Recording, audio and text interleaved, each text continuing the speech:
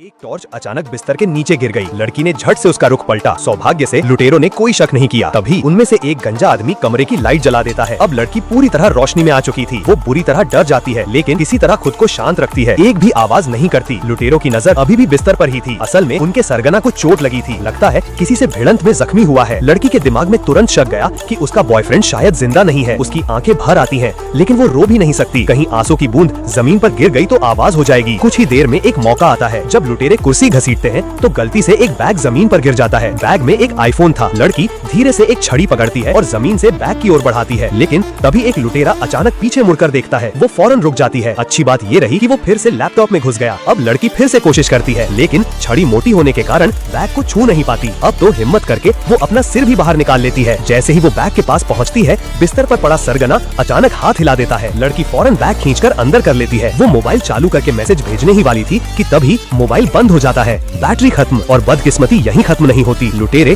अब बिस्तर की चादर निकालने लगते हैं ताकि जख्म पर पट्टी की जा सके। तभी उनमें से एक को बिस्तर के नीचे एक तस्वीर दिखती है, जिसमें वही लड़की एक डॉक्टर की यूनिफॉर्म में होती है। उसे फौरन पकड़ लाया जाता है। इलाज के दौरान डॉक्टर की घड़ी नीचे गिरती है। जैसे ही वो उठाने झुकती है, दोनों महिलाओं की नजरें मिलती है। डॉक्टर इशारों में लड़की को समझा देती है। डॉक्टर सरगना की पट्टी करती है और बहाना बनाती है कि उसे अपने पति से मिलना है। लुटेरे उसे नीचे ले जाते हैं। अब कमरे में सिर्फ घायल सरगना बचा है। लड़की समझ जाती है कि अब और इंतजार नहीं कर सकती। वो धीरे से बाहर निकलती है, लेकिन तभी एक लुटेरा अचानक लौट आता है। वो घबरा जाती है, पर तभी उसे एक आइडिया आता है। वो घड़ी में अलार्म सेट करती है और टाइम होते ही उसे जमीन पर फेंक देती है। जैसे ही अलार्म बजता है, लुटेरा उसी दिशा में भागता है। लड़की दूसरी ओर से फटाफट निकलती है और बाथरूम में जाकर छिप जाती है। पर यहाँ भी मुसीबत कम नहीं थी। वो खिड़की से भागने ही वाली थी कि तभी लुटेरा बाथरूम के दरवाजे के सामने पहुँच जाता है।